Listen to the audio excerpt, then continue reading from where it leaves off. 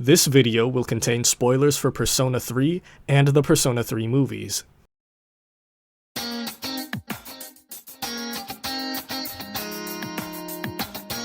The Persona series features protagonists who, over the course of a year, undergo an experience of personal discovery referred to as the Fool's Journey. They use the bonds they forge to learn more about themselves. This is a great idea, but if you've played the games, you would know that the protagonists are for the most part silent. And although you have dialogue choices in-game, if you want a more fleshed out character, you're going to have to rely on supplemental material like mangas or anime. My personal favorite example of a protagonist being more fleshed out through this type of material is Makoto Yuki from the film adaptation of Persona 3.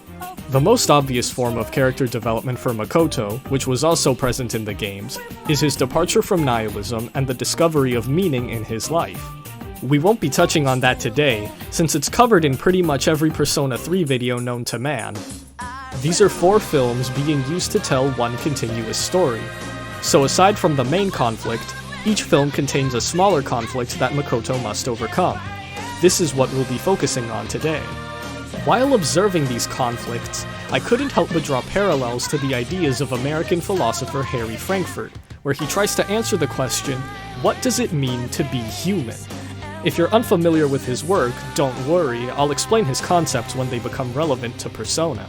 Also keep in mind that these concepts weren't necessarily placed intentionally into the story by the creators. I just found that there were enough parallels to warrant making a video about it.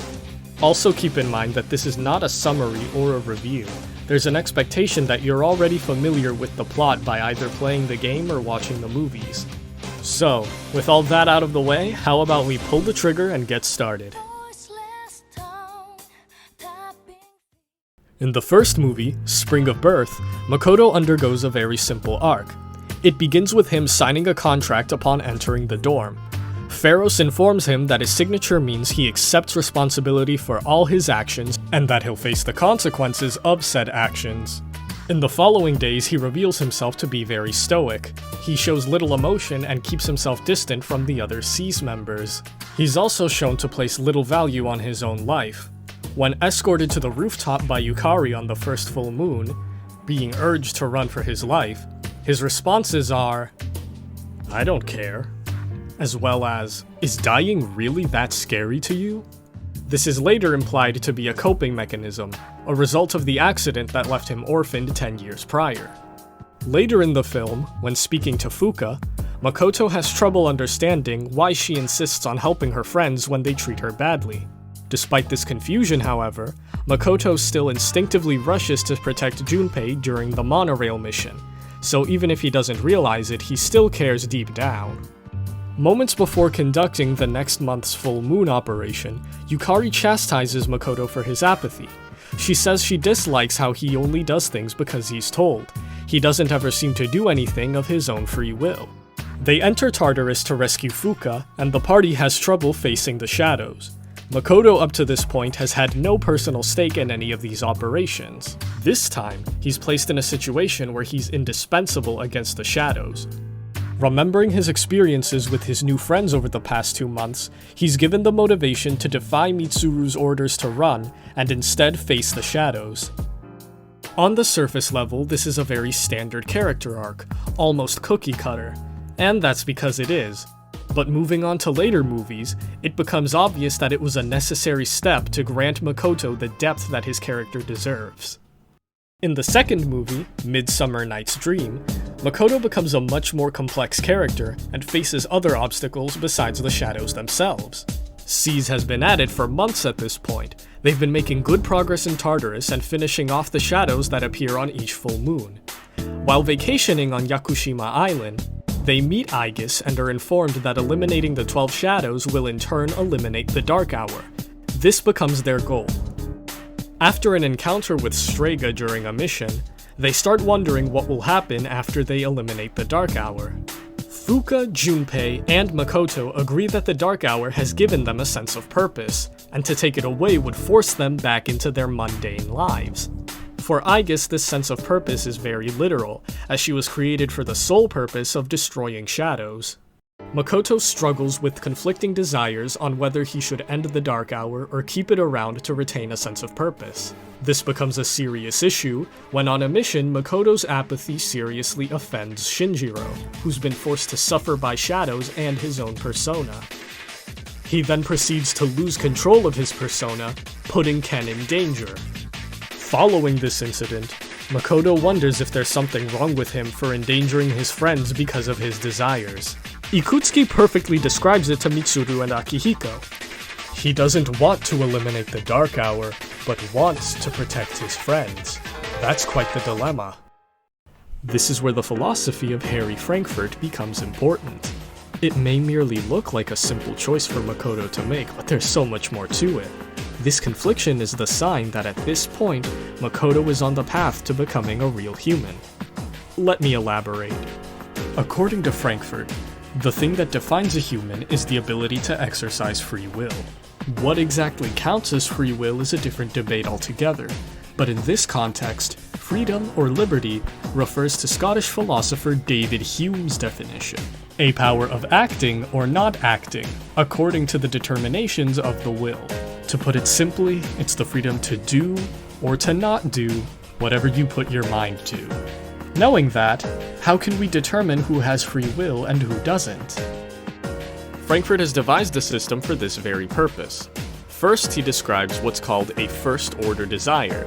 This describes an object that you want or an action that you want to perform.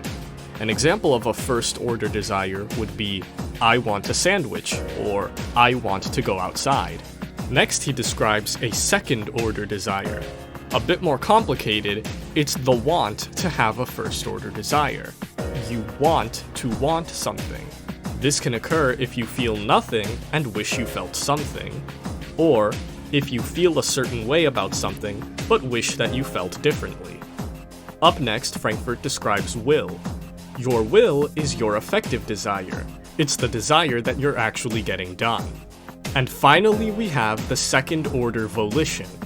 This is different from a second-order desire, because while a second-order desire is just a desire, a second-order volition is your will to actually perform the second-order desire. It's the desire for your second-order desire to become your will and enact said desire. This sort of self-reflection and willingness to understand whether you truly want something, combined with the ability to try making it happen, are what Frankfurt believes makes someone a human.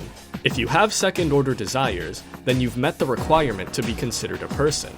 If you have second-order volitions on top of that, then not only are you a person, but you also have free will. To show what happens if these conditions aren't met, Frankfurt describes what he calls a wanton. A wanton is a person with no free will. The wanton isn't even capable of having second-order desires. He works exclusively off of his first-order desires. This doesn't necessarily mean that they're stupid, however. If a wanton is unable to enact their first-order desire, they still have enough sense to wait for an opportunity. They're capable of rational thinking at the very least. Frankfurt claims that wontons are usually animals with smaller brains than humans, or very young children whose brains are still underdeveloped, making them incapable of the same type of thought as an adult. To better demonstrate these concepts, Frankfurt uses the example of two drug addicts. On one hand, we have the unwilling addict. He's addicted to drugs, but he does some soul-searching and decides he doesn't want to keep being an addict. His first-order desire is the compulsion to take the drugs. His second-order desire is his want to break out of the addiction. Even if he fails to break the addiction, he tries everything he can to stop his drug use. This willingness to at least try and change is his second-order volition. He may not be entirely free if he fails, but he is at least a person with the potential for freedom because he has second-order volitions to begin with. He is not a wanton. On the other hand, he describes the wanton addict. And no, he's not addicted to dumplings. This addict doesn't even consider if he truly wants to keep doing drugs. He's so caught up by his compulsion that he remains focused on taking narcotics to satisfy his addiction. He only has the first-order desire to consume drugs. To clarify, being a person does not mean you are free. It means that you are capable of seeking freedom. And that ability is the biggest separation between a person and a wonton. So after all of that, you may be wondering what it has to do with Makoto. Well, let's take a look back at the first movie. In this movie, he has no second-order desires. His nihilism makes him ambivalent to whatever happens around him, meaning he only does anything if ordered by Mitsuru or Ikutsuki.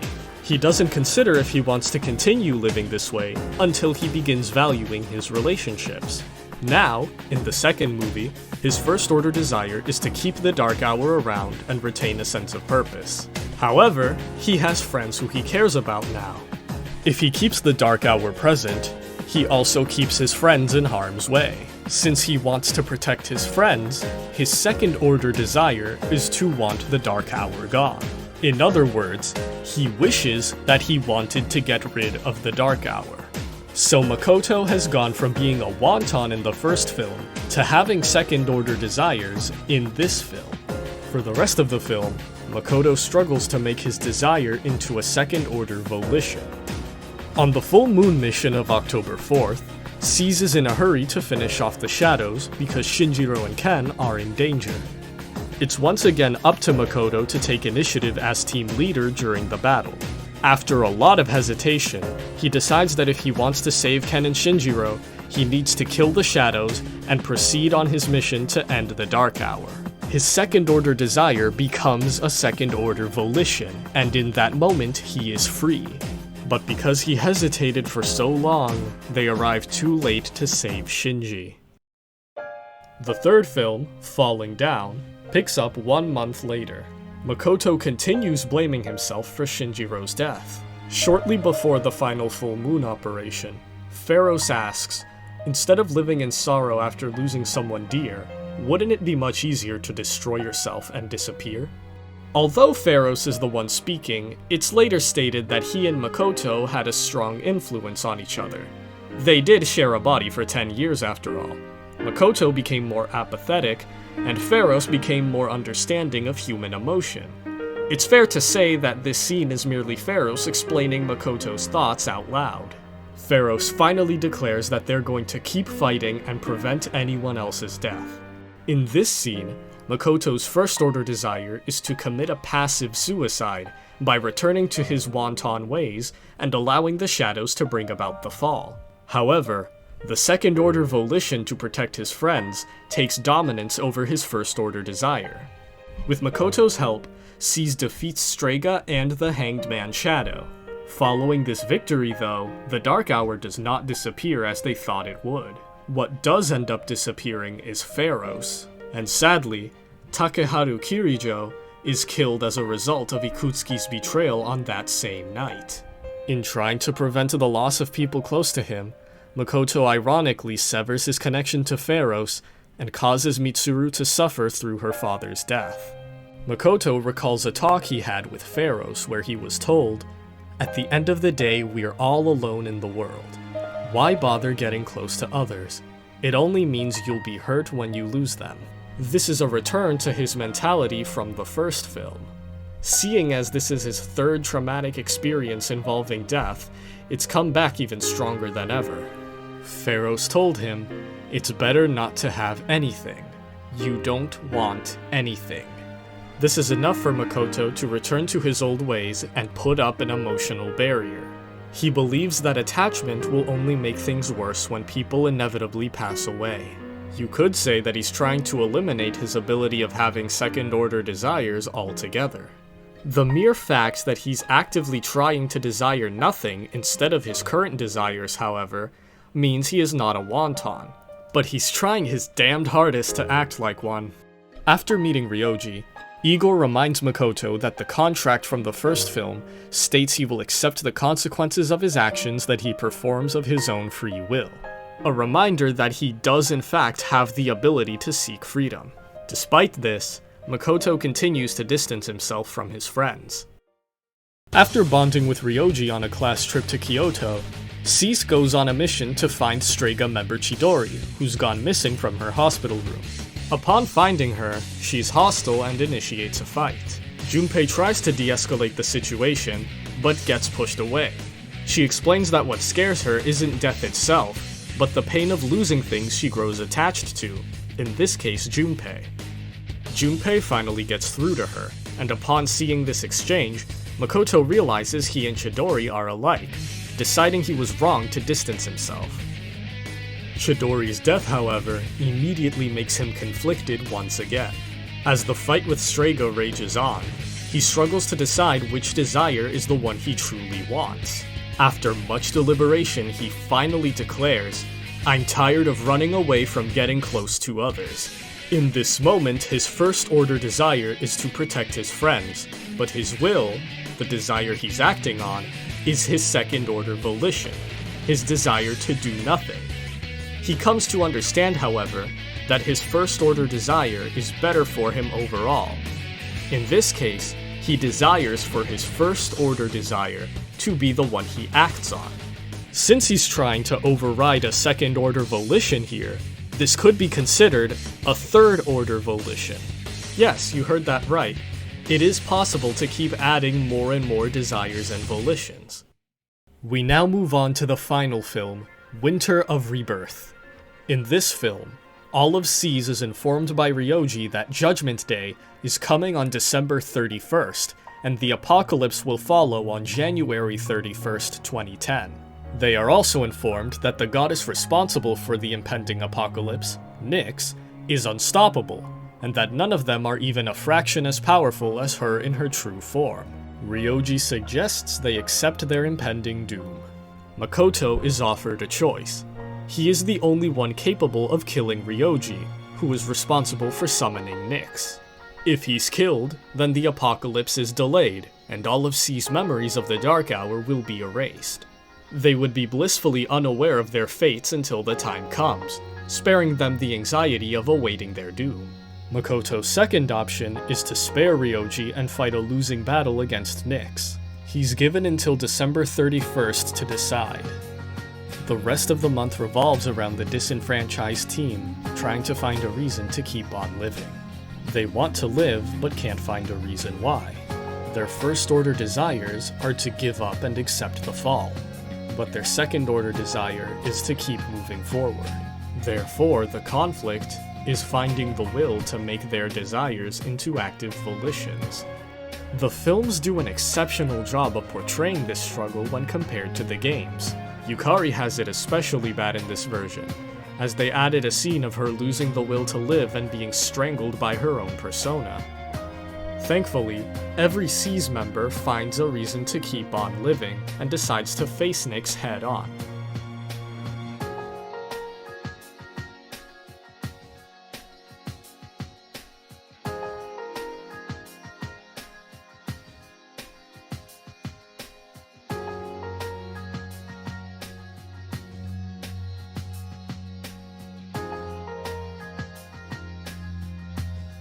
Well, every member except for Aegis, who still has her reservations.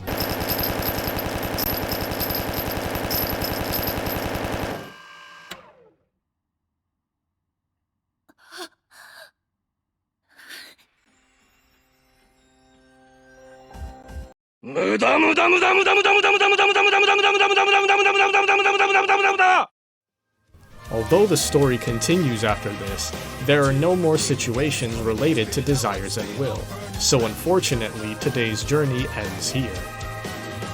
Although it has plenty of flaws, Persona 3 has one of my favorite storylines and casts of characters in all of gaming, and although the films may get a lot of flack for the changes made from the source material, I appreciate them for just how much they were able to flesh out the protagonist. So much so that when I think of the Persona 3 protagonist, this incarnation is what immediately comes to mind.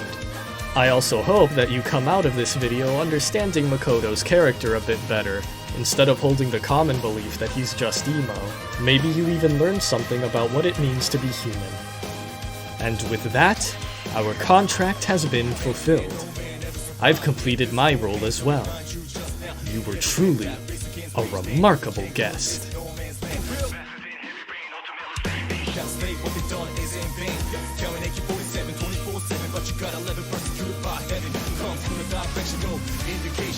Got 2 to let it